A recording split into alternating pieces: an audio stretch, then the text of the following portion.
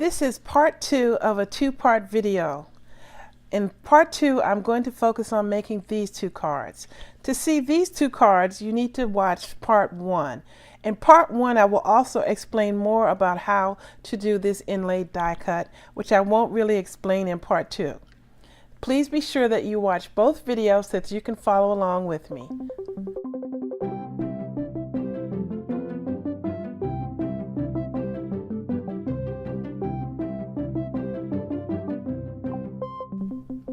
In addition to the inks, I'm going to need some Zig Clean Color Real Brush markers for watercoloring, and I also need a Spectrum Noir sparkle pen. I will list these colors in the comment section down below. Put that in here. I'm also going to be using a Happy Easter border die from Fawn, Easter Party with dies, also from Fawn, and it has a cute little dies that match it, and a Flower Shop by Stampin Up. I also have some dollar Easter generic stamps. I need a Pansy punch by Stampin Up and a small butterfly punch. I'm also going to be using some rhinestones and some pearls. I also need some sponge daubers. I have the two card fronts prepared as before. So now I'm moving on to do the flowers. Because this Flower Shop stamp is a little bit tricky, I've decided to use my Stamp-O-Majig to help me line it up. I stamped on here in just plain black, push the film into the corner, and take the stamp and straight down and straight up, and this gives you an imprint of the stamp. And now I'm going to use that to help me line up the paper.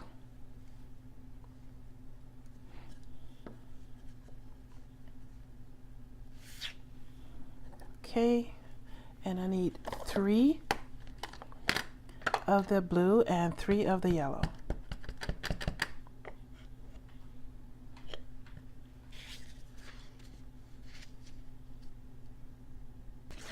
Now I'm going to do the inside of the card. Again, I'm going to use the Stamp-O-Majig to help me line this up.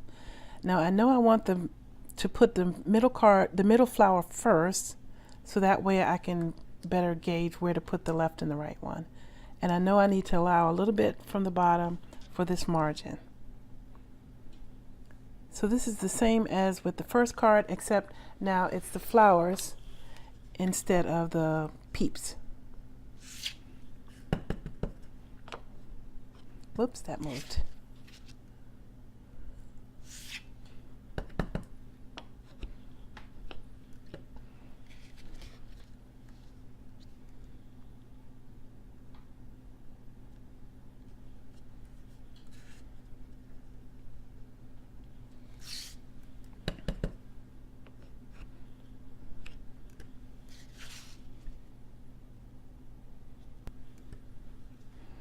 Okay.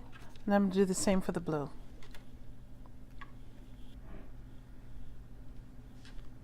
Now I have another piece of scrap and the distress stain, and I'm just going to make me some colored cardstock so I can get some butterflies.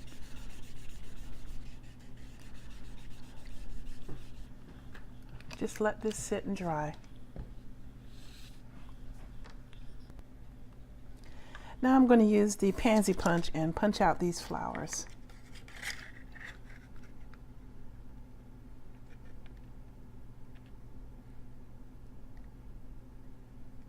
Just take a second to line it up, and it's very easy. So I'm going to go through and put the entire card together at this point.